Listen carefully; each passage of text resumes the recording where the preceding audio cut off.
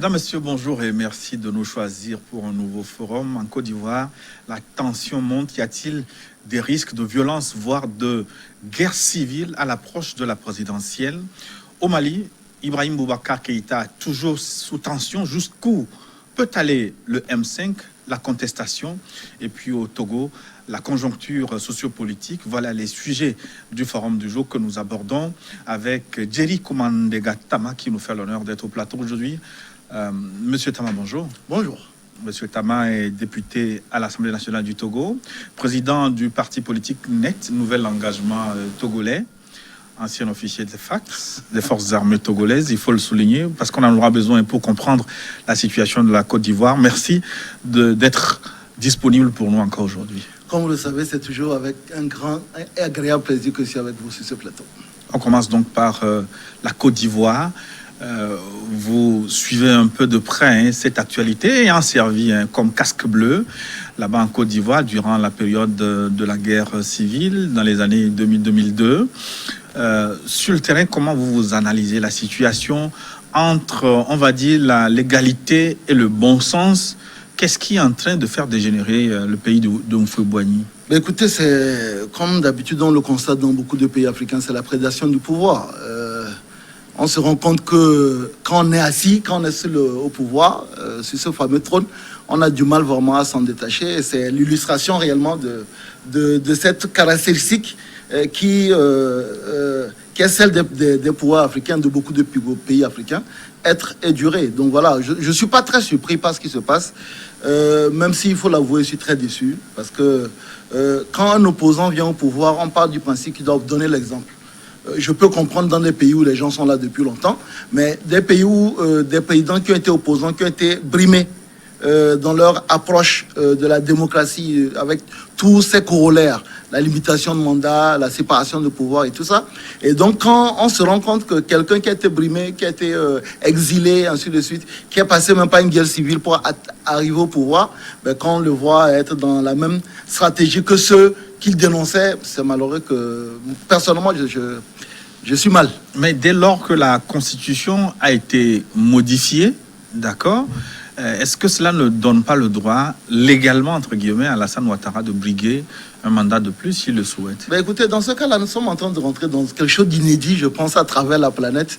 C'est la culture de la décade démocratique. C'est-à-dire que je viens au pouvoir, je fais 10 ans, à la fin de la 9e ou 10e année, je modifie la Constitution et je fais table rase. On dit, je reprends tout à zéro, je refais de nouveau 10 ans. Donc, à la limite, la limitation de mandat n'a pas de sens. C'est connu de tous, oui, ça a été expérimenté ici et ailleurs. Oui, c'est ce que je dis. C'est pour ça que je dis qu'aujourd'hui, ce à quoi nous sommes en train d'assister, c'est d'autant plus regrettable que ce sont des présidents qui ont été dans l'opposition et qui nous ont promis des changements de paradigme, des changements d'approche démocratique, d'approche même politique.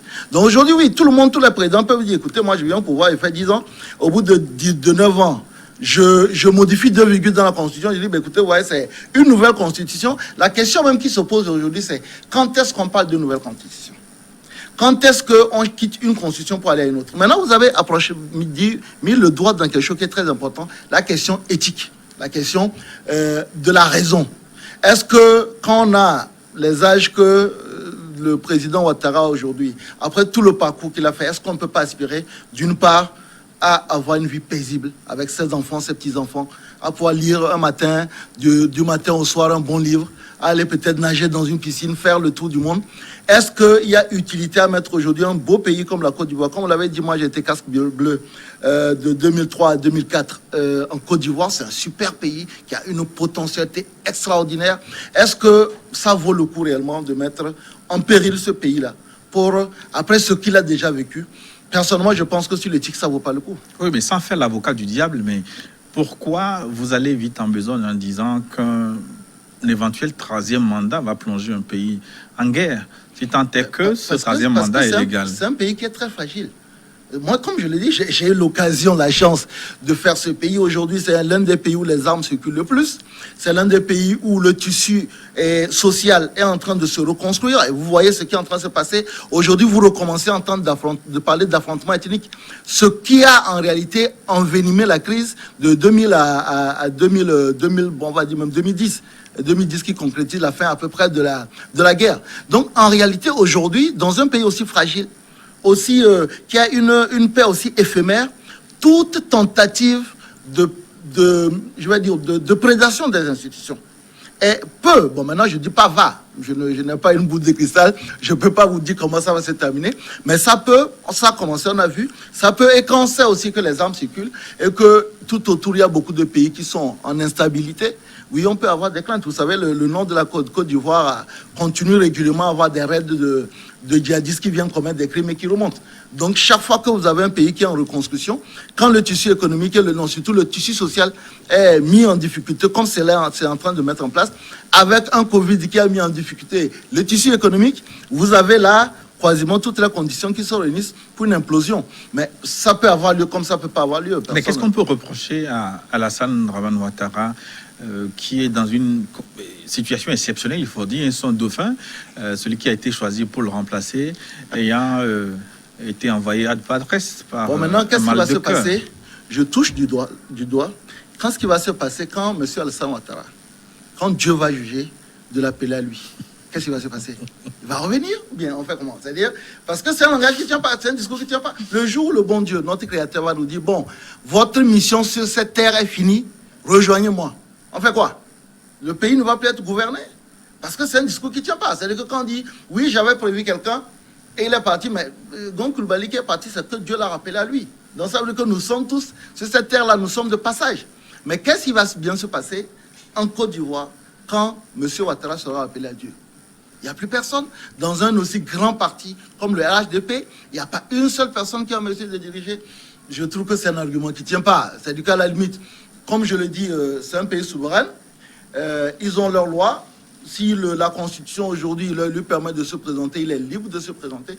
Mais la crainte que moi j'ai... Encore que certains juristes estiment que la Constitution de la Côte d'Ivoire, telle que formulée, ne lui donne pas le droit, malgré le changement, de briguer un nouveau mandat. Après, c'est la Cour constitutionnelle qui évalue. Et vous savez comment ça se passe régulièrement. Je ne peux pas mettre à la place de Cour constitutionnelle. Mais je pense que quand un président en exercice dit qu'il est candidat à une élection, c'est qu'il s'est entouré de tous les garde-fous pour ne pas être rétorqué par la Cour constitutionnelle. Parce que c'est elle seule qui est habilitée à juger la candidature de quelqu'un irrecevable. Mais directement, que vaut la parole politique finalement quand on déclare publiquement sur les ondes, solennellement, qu'on ne sera plus candidat et qu'on transmet le pouvoir à une nouvelle génération 2 mois avant, et que maintenant, on se représente devant le peuple pour dire on est candidat. Est-ce que ce n'est pas choquant pour vous, homme politique? Non, c'est très choquant, d'autant plus que moi, je me revendique de l'opposition. Je suis, comme vous l'avez présenté, je suis député, je suis à l'Assemblée nationale, je dirige même un groupe parlementaire à l'Assemblée nationale au nom de l'opposition. Et du coup, ça remet en cause la parole de l'opposition. Ça remet en cause la parole de toutes ces personnes qui disent on veut le changement. Et on se rend compte que, en réalité, eux-mêmes veulent le changement pour les autres, mais pas pour eux. Parce que quand vous dites je veux transmettre le pouvoir à une nouvelle génération, parce que nous, on a fait notre temps, et la personne à qui vous transmettez le pouvoir n'était pas très jeune non plus, mais bon. Une soixantaine, mais voilà. Il était relativement jeune. Là, bon, ce que je veux dire, non, c'est-à-dire que c'était pas un quadrat. Donc, déjà, ce n'est pas un très grand jeune non plus, mais à la limite, il y a transmission de pouvoir. Et que cette personne-là, malheureusement, est rappelée à Dieu, et que vous dites, ok, ben, maintenant que cette personne-là n'est pas là, je viens. De là à se dire que, hypothèse numéro 1, il y avait énormément d'hypocrisie, qu'on savait que celui qui est parti était déjà plus ou moins condamné, eh ben, c'est juste un petit pas à franchir que beaucoup de personnes ont franchi allègrement. Parce que justement, si aujourd'hui nous étions en train d'assister à une situation où le président Ouattara dit « je tiens ma parole », telle personne, elle n'est plus, il y a d'autres personnes, je les transmets le pouvoir, nous tous nous applaudirons. Maintenant, pour terminer sur cette question-là, je suis particulièrement déçu parce que, encore une fois, il y a un dirigeant africain qui va certainement quitter la scène politique par la petite porte. Parce que s'il se présente cette année, en 2020, ça veut dire que rien ne l'empêchera dans 5 ans encore de se présenter puisque la nouvelle constitution lui donne encore 2 mandats. Maintenant, quelle image on donne à toutes ces jeunesses qui nous regardent, qui a des problèmes d'emploi, qui a des problèmes de traçabilité, qui a des problèmes d'avenir. Si nous ne sommes pas en mesure de laisser la place aux générations qui viennent, comment est-ce que vous voulez qu'elles nous perçoivent? Et comment voulez-vous que l'espérance, parce que l'homme se nourrit d'espérance, l'homme se nourrit en disant demain sera meilleur. Mais si on voit des gens, des intellectuels, des gens qui sont bardés de diplômes, des professeurs, des gens qui ont été dans des grandes institutions, arriver en Afrique se composer en prédateur du pouvoir, ben, il est évident que l'Afrique est plutôt mal barrée. Oui, mais sa candidature est quand même présentée par son camp comme étant la candidature de l'unification, dans la mesure où son départ aurait provoqué des guerres entre les seconds couteaux. La question que j'ai posée aujourd'hui, c'est que dans ça, on dit que le jour, le Seigneur, dans son immense clémence, l'appellera auprès de lui, ben ça va être la guerre. C'est un échec retentissant quand un président puisse dire si je ne suis pas là, c'est le chaos. Parce que normalement, quand on est au pouvoir, justement, on prépare les conditions pour que qu'on soit là ou qu'on ne soit pas là, ce qu'on a pu planter puisse continuer à grandir. Mais si on dit, ben, écoutez, si demain je ne suis pas là, c'est le chaos, à la limite, il vaut mieux même partir tout de suite et pouvoir verser un peu de l'eau. Mais c'est un problème plus vieux qu'Alassane Dramane Ouattara. L'Afrique a toujours connu des situations pareilles. C'est pour ça que je déplore vous vous souvenez de vos leçons d'histoire des empires en Afrique. Dès que l'empereur s'en va, Béhanzin, Soundiata Keïta et autres. Une bonne partie de ces gens ont été déportés par les Français. Mais maintenant, si on revient sur ce qui se passe un peu trop malheureusement, l'Afrique n'a pas le monopole. Il y a dans d'autres pays aussi des gens qui se... Mais c'est qu'il y a une plus grande répétition en Afrique. Il y a une plus grande répétition, c'est-à-dire qu'on a l'impression qu'en Afrique, une fois qu'on vient au pouvoir, on doit y rester, et donc on cherche des artifices. À la limite, moi, j'aurais préféré même les opposants célèbres comme Abdoulaye Wade a tenté de rester au pouvoir. Non, c'est pour ça que Alpha Condé en Guinée aujourd'hui. Je ne jette pas l'opprobre uniquement sur Alassane Ouattara. C'est-à-dire que et je répète encore, des opposants. C'est-à-dire qu'à la limite, un président, je vais oser parler du Togo, un président comme M. Fagne Singbe qui fait 3 ou 4 mandats, on comprend qu'il est né dans la mamie du pouvoir. Vous comprenez? C'est-à-dire qu'il n'a pas lutté et défendu, il n'a jamais dit à personne, écoutez, si moi je viens, voilà ce que je vais faire, parce qu'il a une continuité d'un pouvoir qui est là. Mais quand quelqu'un est issu de l'opposition et qui dit, voilà ce qu'on fait, c'est pas bien, moi je vais venir le changer, et on se rend compte que quand vous venez, vous faites même parfois pire que ce que vous voulez venir changer, c'est un problème. C'est le cas de, vous en parlez, la Guinée-Conakry, on a eu ça avec Ouad, on a eu ça avec Tandja, on a eu ça avec beaucoup de présidents qui, une fois venus au pouvoir, ils se rendent compte que non, il ne faut pas partir. Donc, du coup, c'est une situation qui vous discrédite, vous étant de l'opposition. Oui. Votre parole n'est plus crédible. Oui, je suis d'accord.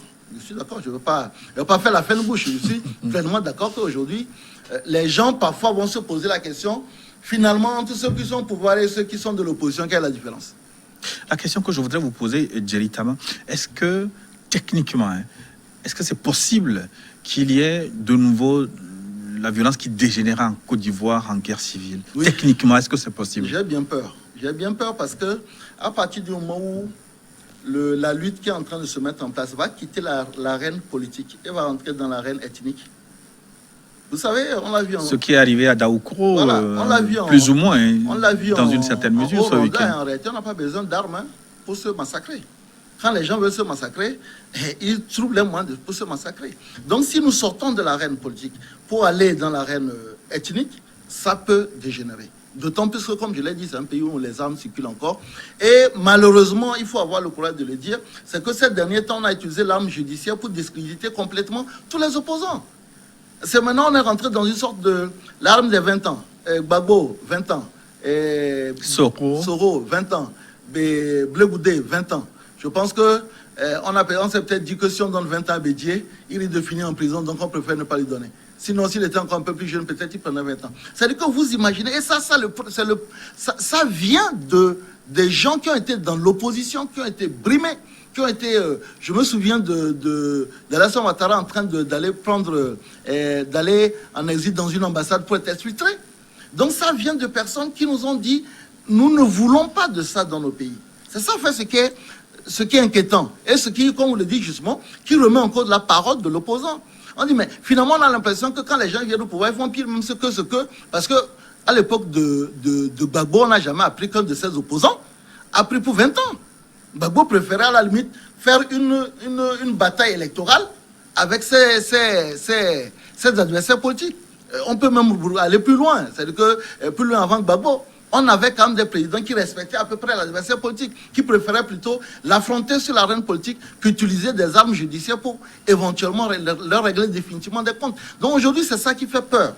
Et qui fait que moi, en tant que parti se revendiquant de l'opposition, je dois avouer que j'ai une certaine gêne quand je vois des gens qui ont subi des brimades dans leur pays aujourd'hui arrivent au pouvoir et se comportent de façon plus exécrable que ce qu'ils décriaient, critiquaient, faisaient. Oui, techniquement, certains disent, hein, peut-être en novice, que pour qu'une guerre civile soit possible, il faut une base arrière, ce que les opposants n'ont plus aujourd'hui. Le Burkina Faso ayant fermé un peu ses frontières aux armes, bien que Soro, qui a déjà dirigé une rébellion, soit à l'extérieur. Est-ce que c'est possible, ces velléités Moi, une rébellion aujourd'hui, je pense qu'elle est difficile, parce qu'en réalité, ce qui s'est passé en 2000, c'est que personne n'a jamais imaginé que d'abord la division au sein de l'armée était aussi importante, et que ça pouvait arriver. Aujourd'hui, il y a un bon quadrillage du pays, il y a suffisamment de mécanismes d'alerte. Oui, mais il y a beaucoup de forces nouvelles qui ont été intégrées à l'armée. Maintenant, c'est ce que je voulais dire. Ce que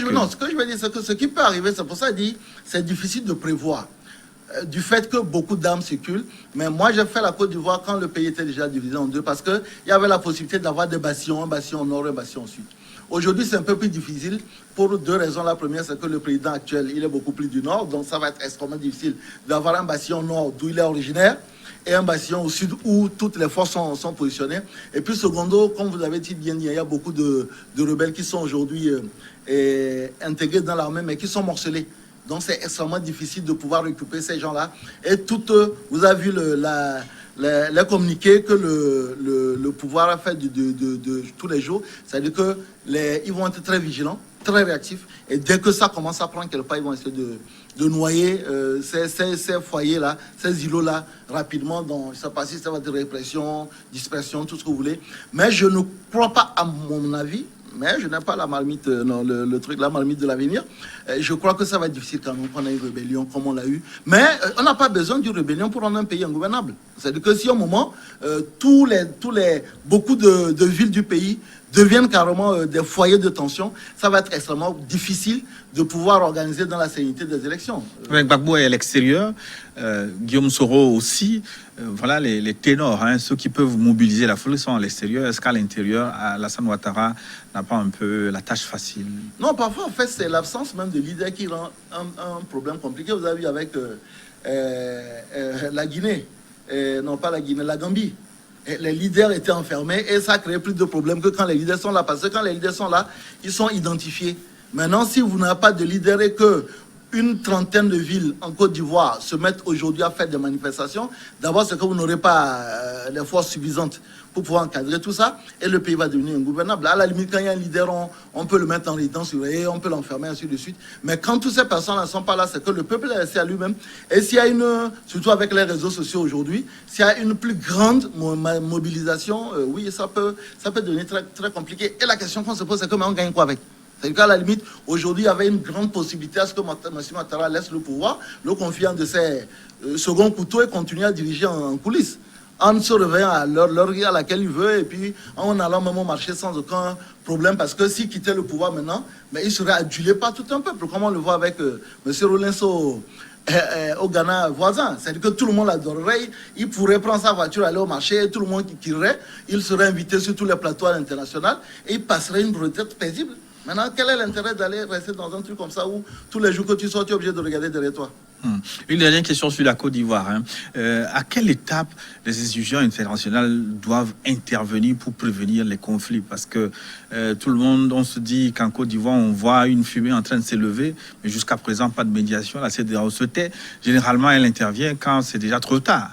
Non, aujourd'hui, le problème, c'est que dans les années 90-2000, on avait expérimenté la technique de peace enforcement, c'est-à-dire que l'imposition de la paix, ainsi de suite.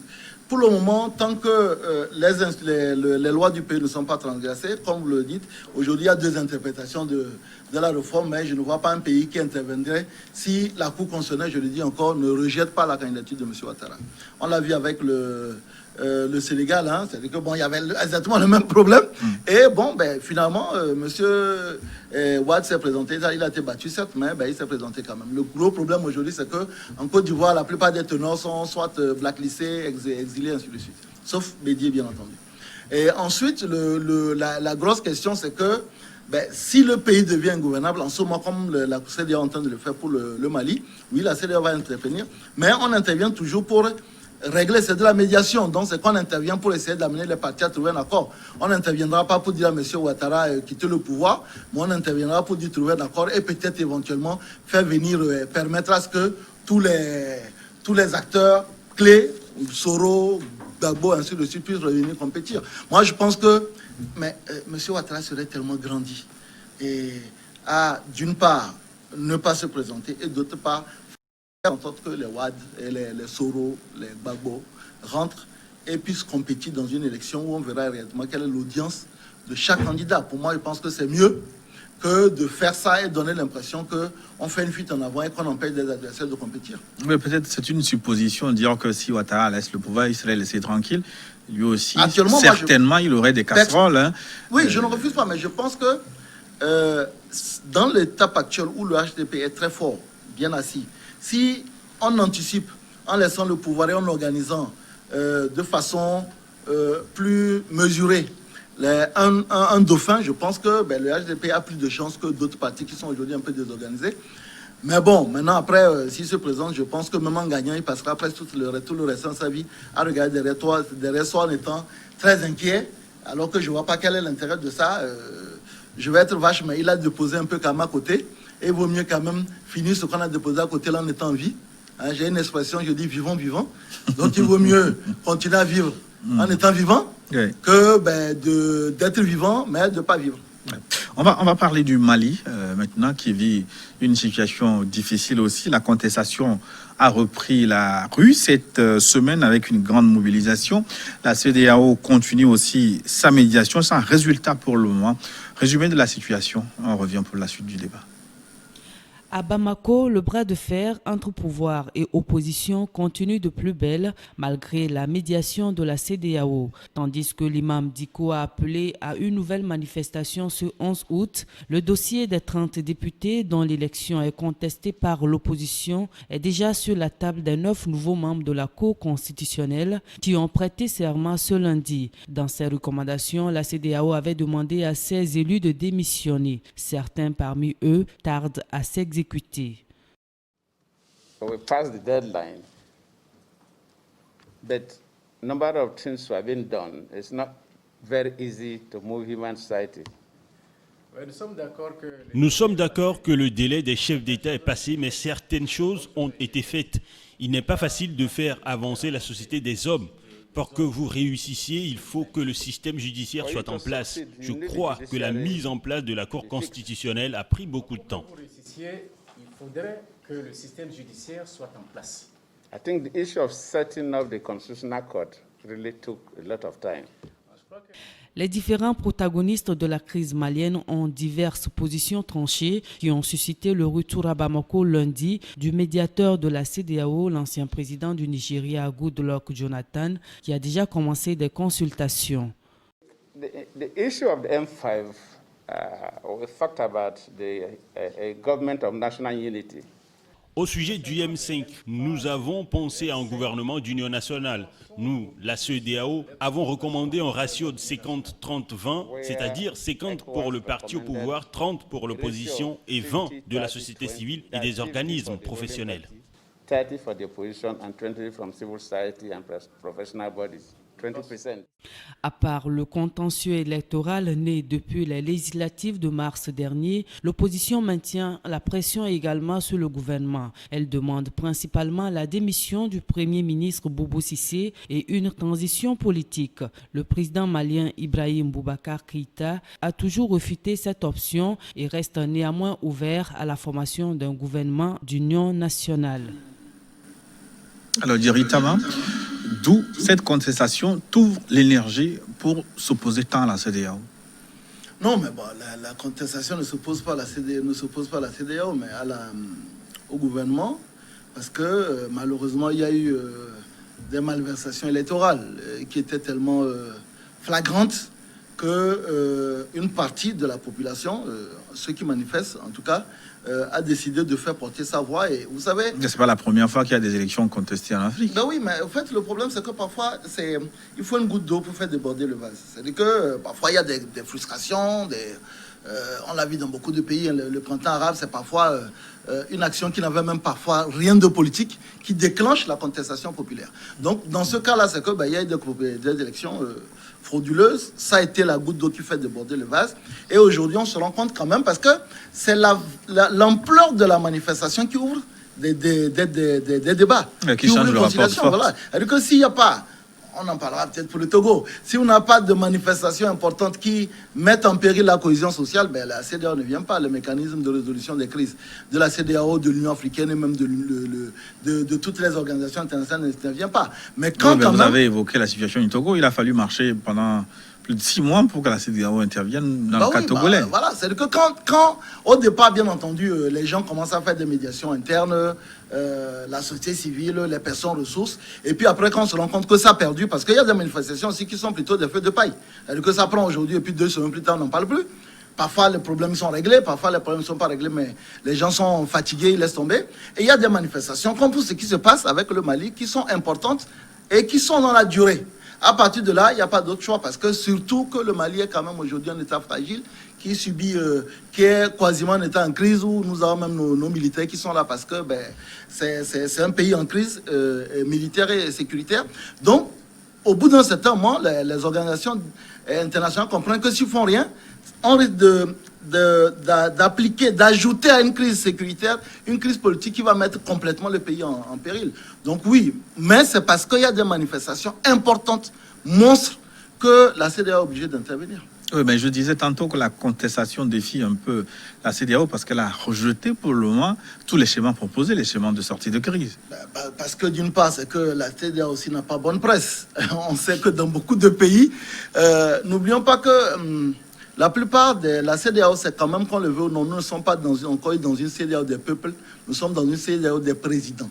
Et donc, il y a des solutions qu'aucun président de la CEDEAO ne peut proposer à un de ses homologues. Vous n'imaginez pas un président de la CEDEAO qui soit en activité ou bien un ancien président aller dire à un autre homologue, écoute chef, il faut quitter le pouvoir. Oui, mais c'est déjà arrivé en Gambie où on a demandé à Yahya Jammeh de déguerpir. Mais parce qu'il y avait des élections où il avait perdu.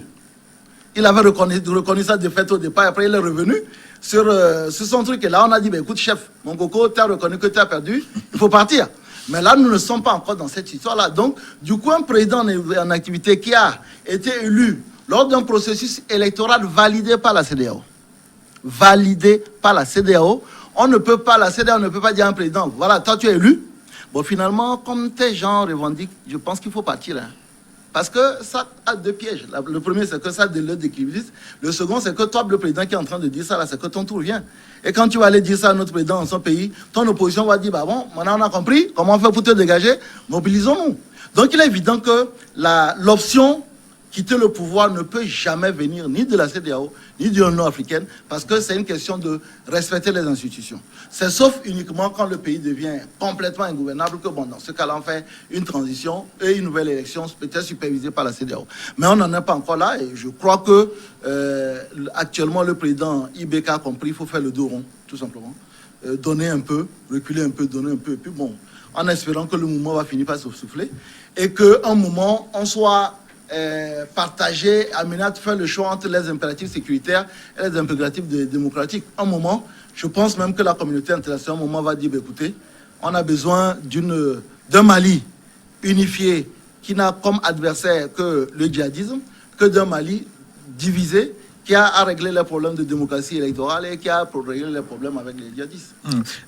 Et cette semaine, la CEDEAO est retournée sur le terrain avec comme médiateur l'ancien président nigérian Goodluck Jonathan, qui a proposé une rencontre entre la contestation, le M5, et Ibrahim Boubacar Keïta. La contestation a estimé ne pouvoir que réserver une fin de non-recevoir à la proposition du président Goodluck Jonathan d'organiser cette rencontre avec le président. Alors, est-ce que la contestation ne va pas trop loin? Moi, je pense que, en tant que Togolais qui est marché avec la C14, je pense qu'on risque d'assez... Marcher un moment, hein, parce Oui, que bon, vous avez arrêté. Un moment après, j'ai arrêté. J'ai mangé cher. Non, je pense que moi, si je pouvais donner un conseil, c'est que en touchant l'excès est nuisible. C'est-à-dire que quand je les regarde, je vois ce qu'on a fait avec la C14 ici. C'est-à-dire qu'on réclame tout, on veut prendre tout et puis après on prend rien du tout. C'est-à-dire que moi, je pense que dans des pays comme ça, la contestation doit aller step by step. C'est-à-dire qu'aujourd'hui, il est proposé un gouvernement d'union. La CEDEAO propose 50-30-20. Pour moi, s'il y avait uniquement la possibilité au moins d'avoir même peut-être un Premier ministre issu de l'opposition, la reprise des élections législatives, et puis un gouvernement d'union pour préparer une transition vers d'autres élections qui peuvent être anticipées. Pour moi, je pense que c'est 3 fois mieux que de vouloir tout gagner, sachant que... Oui, mais vous avez ajouté des détails importants, notamment le départ du Premier ministre Boubou Cissé et l'organisation de nouvelles élections. Ça, la CEDEAO n'a pas ces propositions dans sa cagnotte. Non, la CEDEAO propose que les 30 députés... Oui. On regagne les élections. Moi, si je dois donner mon avis, je pense que les élections partielles, elles sont toujours entachées. Je pense qu'il vaut mieux, à mon sens, faire des élections annuler les législatives. Hein? Voilà, législatives, les annuler carrément, refaire des élections législatives, peut-être sous la supervision de la CEDEAO. Et puis, mais le contexte est mauvais pour l'IBK aussi, s'il organise des élections législatives. Le problème, dans ce contexte, il se fait harakiri. Oui, mais le problème, c'est que aujourd'hui, après, c'est un pari qu'il est en train de faire. Soit je fais le pari de faire le dos rond, et qu'en espérant que ça va passer, ou bien je fais le dos rond et qu'à un moment, parce que moi j'ai été surpris au moment de voir des policiers assistés aux manifestations du mouvement du M5, mais qu'à un moment, une partie de l'opinion, une partie même des forces de défense bascule, et du côté des contestataires, en ce moment-là, il perd tout. Donc voilà, il est sur... il doit pouvoir faire un jeu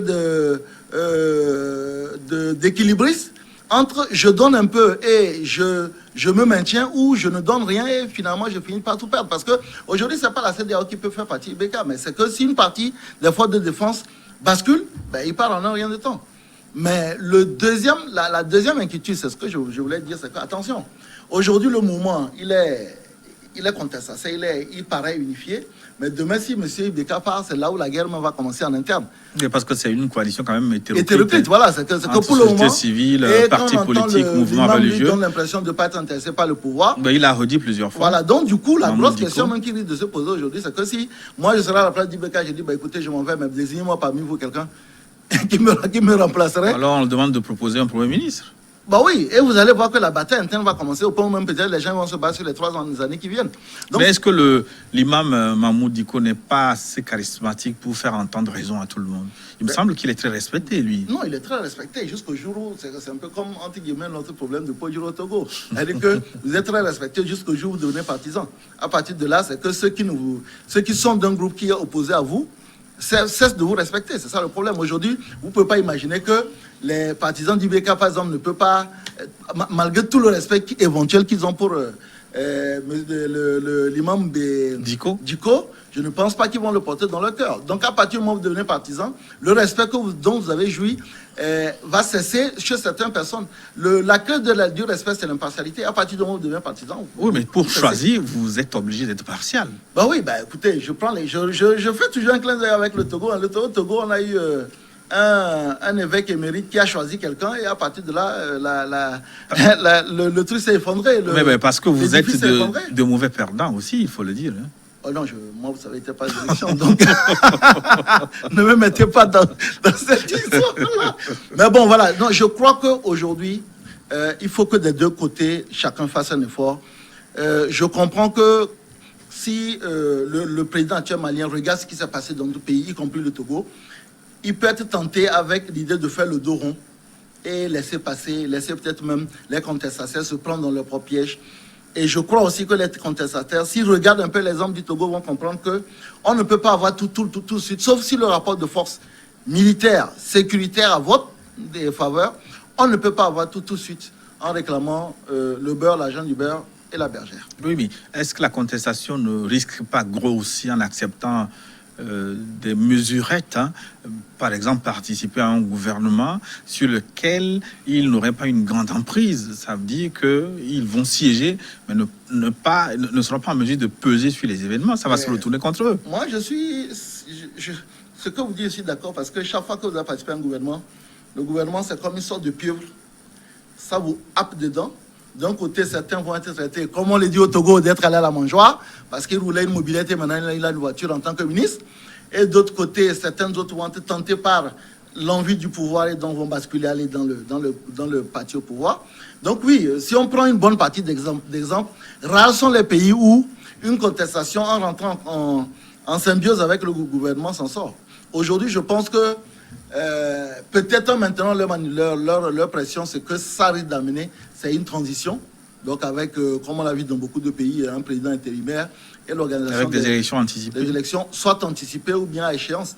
Mais la seule chose qui peut leur permettre d'atteindre leur objectif, c'est une transition. S'ils ne font pas de transition, soit qu'ils vont mourir de leur propre mort, parce que au bout d'un certain temps, tout le monde va être fatigué d'aller battre le pavé, ou bien alors c'est que l'autre il va reprendre petit à petit, coopter des gens dans le mouvement, leur donner des places intéressantes et puis c'est fini le mouvement. Oui, mais la contestation telle que menée, est-ce qu'elle ne risque pas d'aller loin? Parce qu'elle ménage quand même sa monture, hein. Elle ne marche pas tous les jours, comme vous l'avez fait un peu au Togo.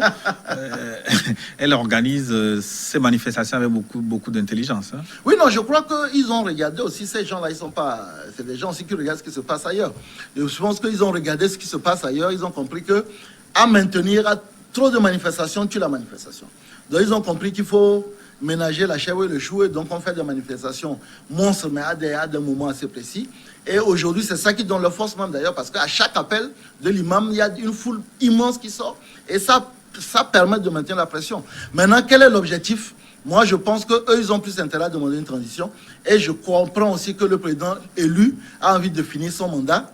Et c'est ce rapport de force-là, on ne sait pas quand va être l'issue, mais personnellement, je crois que le président actuel gagnerait beaucoup plus, dans un pays aussi fragile, gagnerait beaucoup plus à plus discuter, et puis avoir pas quel moyen, bon, une transition c'est difficile, mais peut-être confier le poste de Premier ministre à quelqu'un de l'opposition avec des pouvoirs un peu plus accentués. Mais le problème de Ibeka aussi, c'est que dans son camp, il y a beaucoup de réfractaires, hein. Tout le monde ne s'aligne pas sur la position de la CEDEAO. À juste titre, parce que si la position de la CEDEAO dit 50-50, si la position de la CEDEAO est subie, ça veut dire qu'il y a 50% des ministres qui vont prendre le poste. Vous connaissez quelqu'un qui applaudit quand on lui retire le manger de sa bouche? Non? Donc il y a des gens qui sont vous considérez le ministère comme manger? Hein? En Afrique, oui. Bon, en Afrique, c'est le top.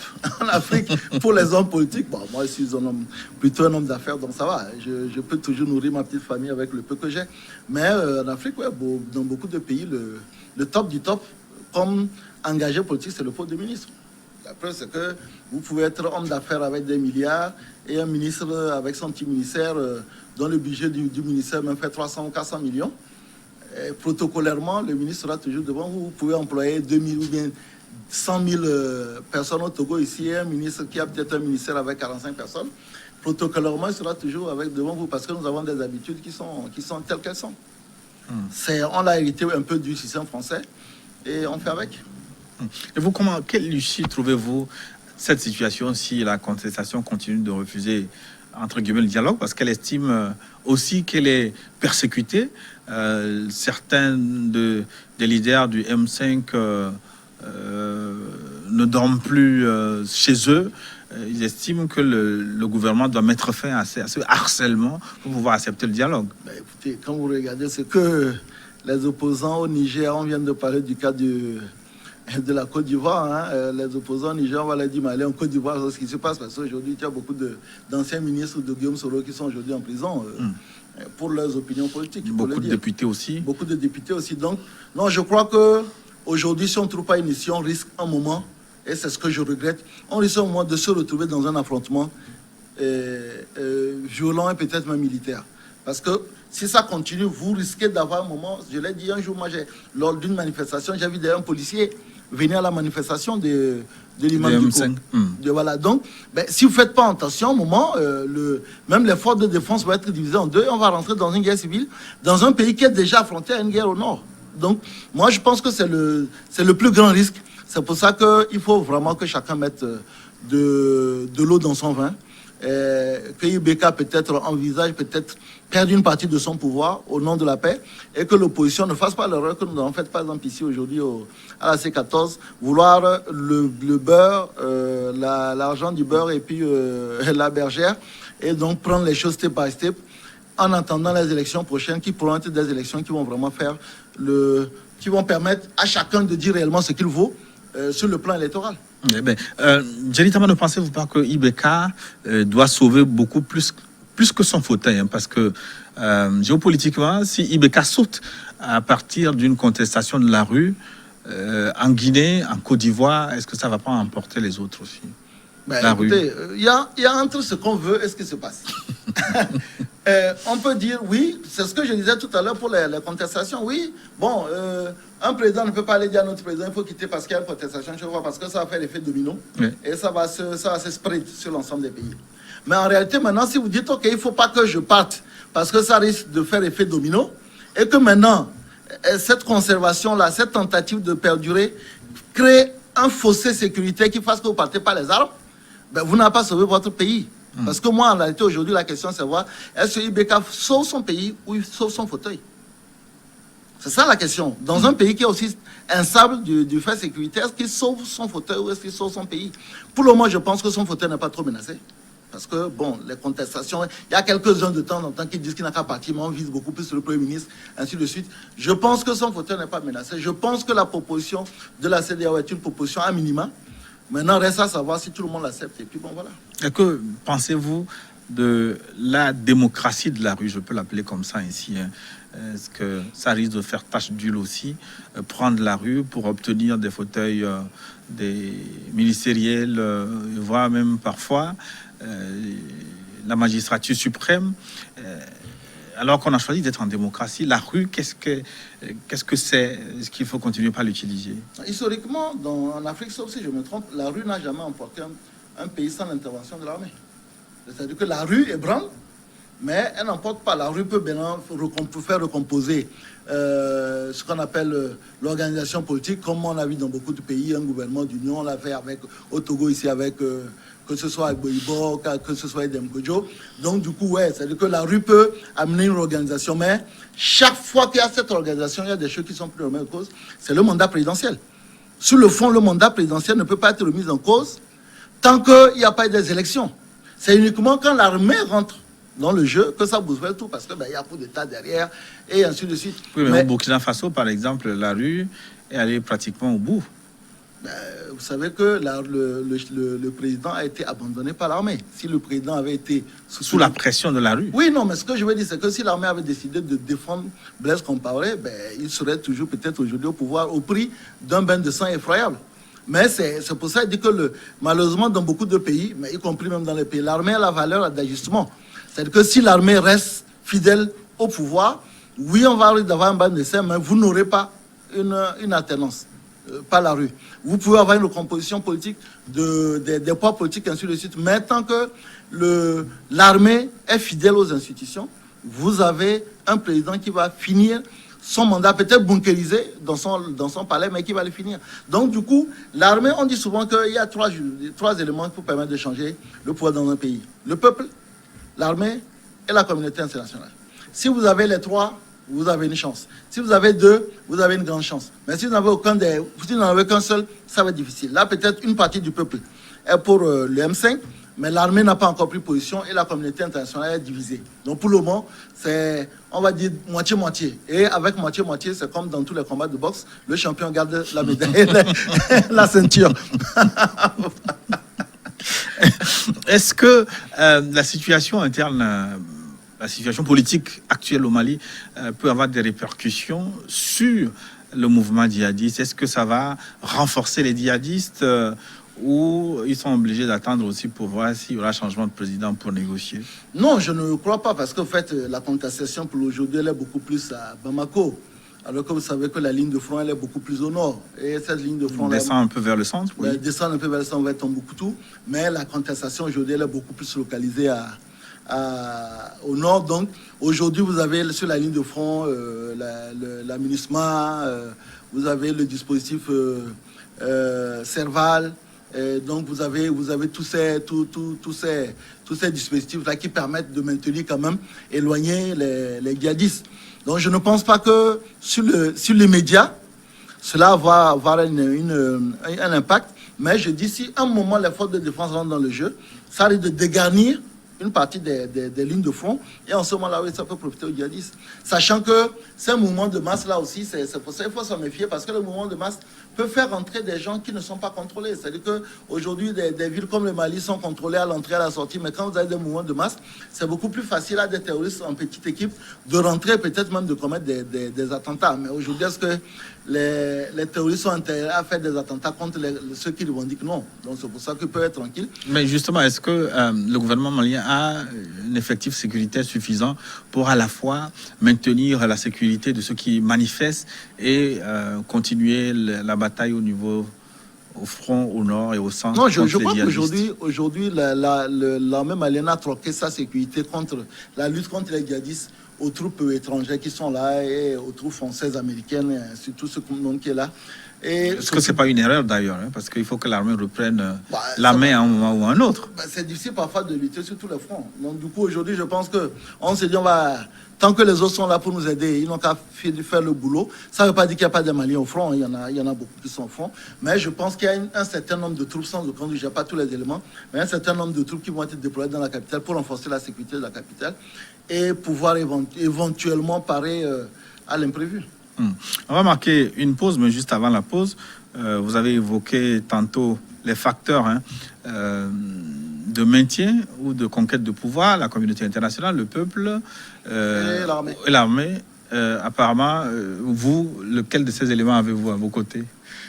Nous moi, en tant que politicien, non, mais en fait, le premier élément en démocratie, c'est le peuple. Bon, maintenant, après, c'est que si vous avez le peuple entièrement... Non, je dis concrètement, vous, quel élément?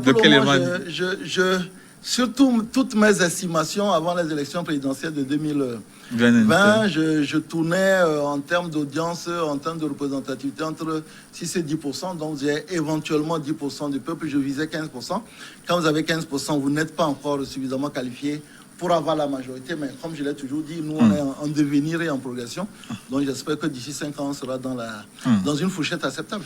On revient tout à l'heure pour creuser davantage la situation sociopolitique au Togo. Mais là, nous marquons une pause pour une édition du journal. À tout de suite.